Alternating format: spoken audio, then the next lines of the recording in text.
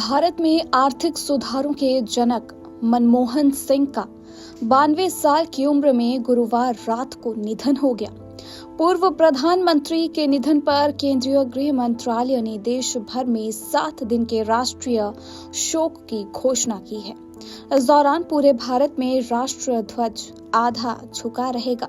सभी राज्यों और केंद्र शासित प्रदेशों के मुख्य सचिवों को भेजे गए पत्र में गृह मंत्रालय ने ये भी कहा कि मनमोहन सिंह का अंतिम संस्कार राजकीय सम्मान के साथ किया जाएगा और राष्ट्रीय शोक के दौरान कोई आधिकारिक मनोरंजन कार्यक्रम नहीं होगा। आर्थिक सुधारों के दम पर भारतीय अर्थव्यवस्था को प्रगति के पथ पर अग्रसर करने वाले मनमोहन सिंह हमें छोड़कर चले गए हैं। पूर्व वित्त मंत्री और 2 बार प्रधानमंत्री रहे डॉक्टर मनमोहन सिंह का गुरुवार को 92 वर्ष की उम्र में निधन हो गया। जब मनमोहन सिंह ने साल 1991 में पीवी नरसिम्हा राव की सरकार में वित्त मंत्रालय की बागडोर संभाली थी, तब भारत का राजकोषीय घाटा सकल घरेलू उत्पाद यानी कि जीडीपी के 8.5% के करीब था।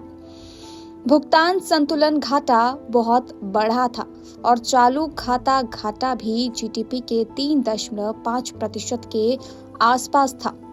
इसके अलावा देश के पास जरूरी आयात के भुगतान के लिए भी केवल 2 सप्ताह लायक विदेशी मुद्रा ही मौजूद थी। इससे साफ पता चलता है कि अर्थव्यवस्था बहुत गहरे संकट में थी। ऐसी परिस्थिति में डॉक्टर मनमोहन सिंह ने केंद्रीय बजट 1991-92 के माध्यम से देश में नए आर्थिक युग की शुरुआत कर दी। यह स्वतंत्र भारत के आर्थिक इतिहास में एक महत्वपूर्ण मोड़ था, जिसमें साहसिक आर्थिक सुधार, लाइसेंस राज का खात्मा और कई क्षेत्रों को निजी एवं विदेशी कंपनियों के लिए खोलने जैसे कदम शामिल थे।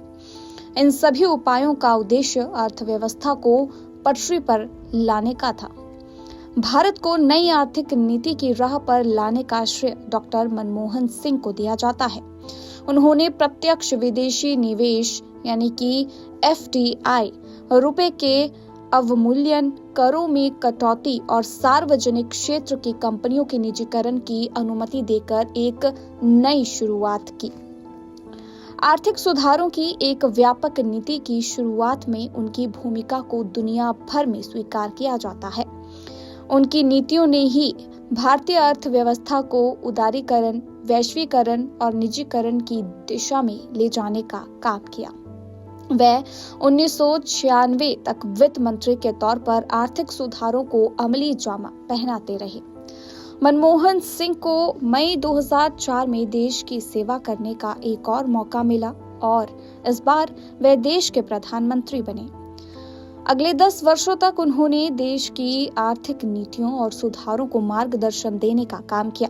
उनके कार्यकाल में ही साल 2007 में भारत की आर्थिक वृद्धि दर 9% के उच्चतम स्तर पर पहुंची और दुनिया की दूसरी सबसे तेजी से बढ़ती प्रमुख अर्थव्यवस्था बन गई।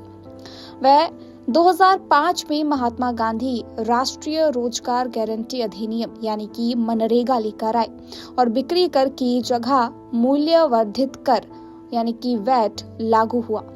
इसके अलावा डॉक्टर मनमोहन सिंह ने देश भर में 76,000 करोड़ रुपए की कृषि ऋण माफी और ऋण राहत योजना लागू कर करोड़ों किसानों को लाभ पहुंचाने का भी काम किया। उन्होंने साल 2008 की वैश्विक वित्तीय मंदी के समय भी देश का नेतृत्व किया और मुश्किल स्थिति से निपटने के लिए एक विशाल प्रोत्साहन पैकेज की घोषणा की। उनके कार्यकाल में ही भारतीय विशिष्ट पहचान प्राधिकरण के माध्यम से आधार की शुरुआत हुई थी। इसके अलावा उन्होंने वित्तीय समावेशन को भी बड़े पैमाने पर बढ़ावा दिया और प्रधानमंत्री के तौर पर उनके कार्यकाल के दौरान देश भर में बैंक शाखाएं खोली गई। भोजन का अधिकार और बच्चों को मुफ्त व अनिवार्य शिक्षा का अधिकार अधिनियम जैसे अन्य सुधार भी उनके कार्यकाल में हुए। तो ये थे वो तमाम फैसले जिनके लिए डॉक्टर मनमोहन सिंह को हमेशा याद रखा जाएगा।